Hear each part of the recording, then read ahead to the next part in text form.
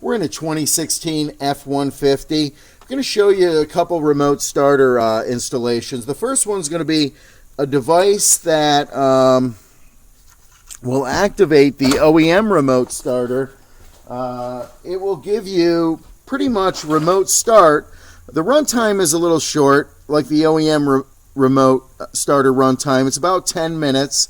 Real easy to install. It's kind of a cheater system, and like I said, it just activates the OEM remote starter that's built into each one of these vehicles. I'm going to start with a disassembly. I'm going to go ahead and release the clips at the top of the dash and drop the dash panel down. We're going to go ahead and we're going to leave it down for a few minutes here.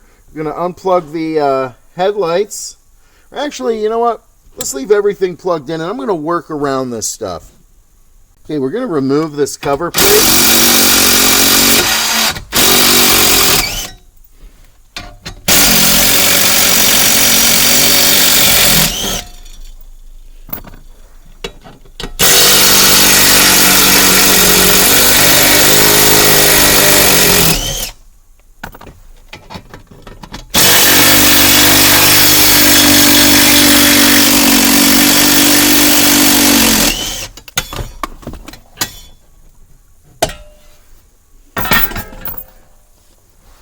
Okay, we're going for this plug here that plugs into this module that's located at the top of the diagnostic plug.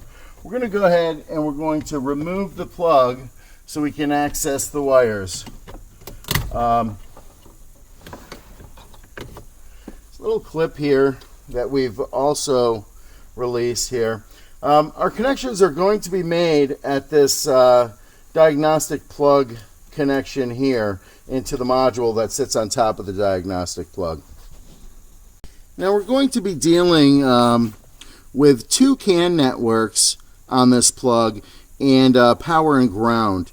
The diagram shows which pins we're going to be using and what the wire colors are. We're going to be using posi tap connectors. These connectors will screw onto the wires. It's a toolless connector that doesn't require any tools and makes pretty solid connection, better than T-taps on this particular vehicle. So I'm going to go ahead and we're going to locate our first wire, our power wire, which is going to be white and red, and it's located at the end pin. So we've located the white and red. We're going to go ahead and we're going to unscrew our posi tap connector. There's a groove in the connector. We're going to slip the wire in the groove, and then we're going to screw the top piece back in. So it's going to go a little hard to show you, trying to give you a good view of this connector. It's going to just screw in like this around the wire. So we'll go ahead and we're going to apply this tap.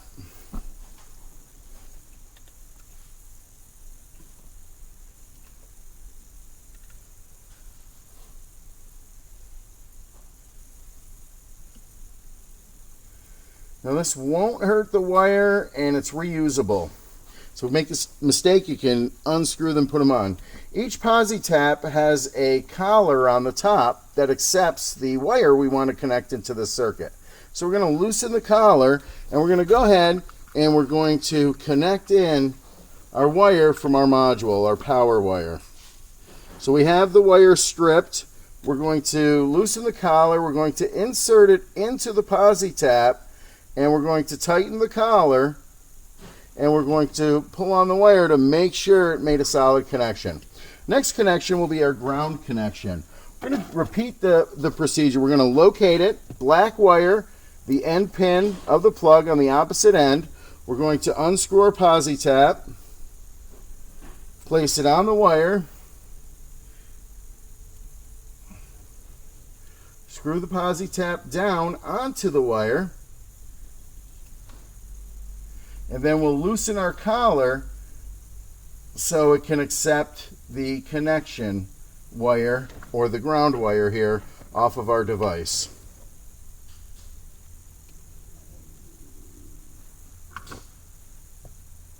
Again, we'll pull on it to make sure we have a positive connection. So our power and ground is connected. We're going to move onto the can high, can low. Okay, I'm giving you a close-up. We've made our CAN connections. Our CAN network 1, right here we have our gray wire with an orange stripe, and that is our CAN high 1. And then our CAN low 1 is violet with an orange stripe. Our CAN high 2 on this vehicle is white with a blue stripe, and our CAN low 2 is solid white. We're going to go ahead and we're going to make our connections. Okay, we have all of our wires connected at this diagnostic plug connector. Remember, you must plug this back in before you begin programming. There is another connection that we need. It's an ignition connection, and it's done at a temperature sensor located on the dash. I'm going to show you where that is. Behind these slots in the dash is a temperature sensor. We're going to reach up and we're going to unplug the plug, and we're going to pull it down.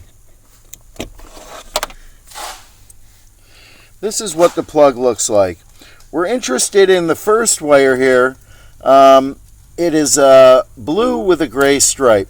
We're going to go ahead and we're going to put our posi-tap connector on this wire also. We've applied our posi-tap to the blue wire with a gray stripe, the first pin on this plug. And we're going to go ahead and we're going to put our yellow wire from our device labeled ignition to this connection. Now we're going to plug all these plugs back in.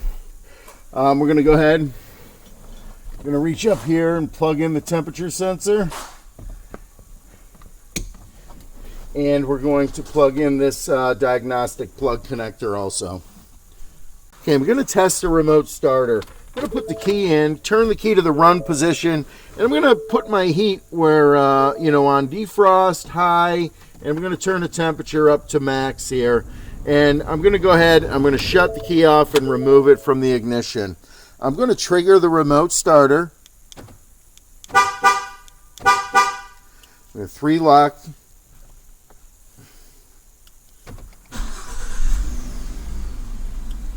Now our engine is started. And I'm feeling up here on the dash. I'm waiting for the heat to come on, and it is blowing hot air. So I would say that this has successfully started the vehicle and activated the heat for us. I'm going to go ahead and I'm going to turn the vehicle off. There's a couple common issues with programming this. If the device doesn't program, it means you don't have good connections. That's the bottom line. I get calls, the device didn't complete programming. And my answer is always, well, check your connections. And the customer will check the connections and find there is a bad connection. When the connection is corrected, it will work as it should. You can add RF kits to this to extend the range. It's pretty much a very simple solution to start these vehicles, and there's very little modification has to be done. Now we're doing a runtime test. We're coming up to the 10-minute mark. I want to see how long this is actually going to run. This system can be used on the Ford Fusion 14 and up. It works better on the later model years. Exactly 10 minutes. Okay, I'm going to go over takeover. Takeover is when we transition from running on the remote starter to running on the key. If you don't do takeover correctly, the vehicle is not going to shut off correctly here, or the takeover is not going to be correct. First, we're going to activate the remote starter with our 3-press.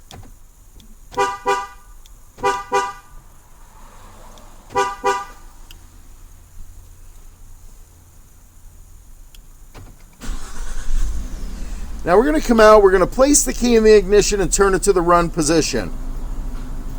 If it was an OEM remote starter, we wouldn't have to step on the brake. So we've put the key to the run position. The Evo is still active.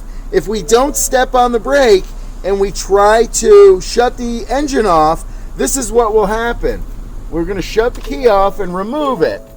The vehicle has shut off, but the Evo remains active. The Evo is going to trigger the remote starter to start the vehicle again. So the correct takeover procedure is to place the key in the ignition, turn it to the run position, and then apply the brake. This will turn the Evo off, and now when we shut the key to the vehicle off, the engine will shut off and we will not get a restart. So this applies for this F-Series and the Fusions. If you sit here and you're starting it and shutting it off and you're putting a key in, turn it on, turn it off, you're not operating it correctly. The correct takeover procedure is key in, turn it on, apply the brake pedal.